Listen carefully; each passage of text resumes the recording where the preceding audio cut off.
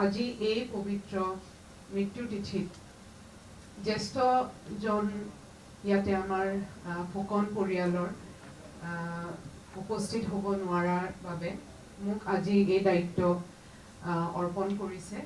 এই পবিত্ৰ মৃত্যু তিথিত আন্তৰিকতাৰে তেওঁক স্মৰণ কৰিছোঁ দেশভক্ত তৰুণৰাম ফুকনক। তৰুণৰাম ফুকন এজন এনেকুৱা ব্যক্তি আছিল যোনে বহুত কম বয়সৰ ভিতৰতে নিজৰ কৰ্মৰাজিৰে আমাৰ স্বনামধন্য অসমীয়াৰ মাজত এজন হিচাপে নিজৰ নাম গঢ়ি থৈ গ'ল। তেওঁৰ জন্ম গুৱাহাটীৰ ভৰলুমুখত। তেওঁ উচ্চ শিক্ষাৰ কৰাৰ পিছতে তেওঁ ভাৰতলৈ উভতি আহিছিল আৰু তেওঁ ভাৰতৰ কাৰণে স্বাধীনতা আন্দোলনত তেওঁ জড়িত হৈছিল।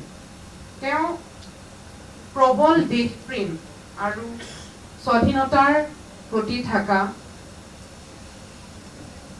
তেওঁৰ মনোভাৱৰ কাৰণে অনুভূতি দেখি তেওঁক দিয়া গৈছিল দেশভক্ত তৰুণৰাম ফুকনৰ উপাধি।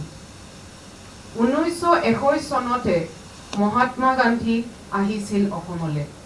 আহোঁতে তৰুণৰাম ফুকন তেওঁৰ ঘৰলৈ গৈ তেওঁক অসমৰ বিভিন্ন দায়িত্ব তেওঁৰ কান্ধত দি গৈছিল আৰু তাৰে পৰা তেওঁ জাতিৰ কাৰণে এই দেশৰ কাৰণে তেওঁ বিগত জীৱন অৰ্পণ কৰি গৈছিল।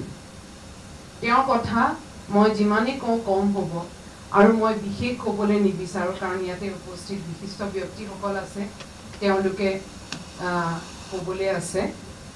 শেষত মই জাষ্ট এইখিনিয়ে ক'ম যে তেওঁ যাতে আমাৰ নতুন প্ৰজন্মই নিজৰ মাজত জীয়াই ৰাখে, আমি এই প্ৰচেষ্টাৰ কাৰণে আমাৰ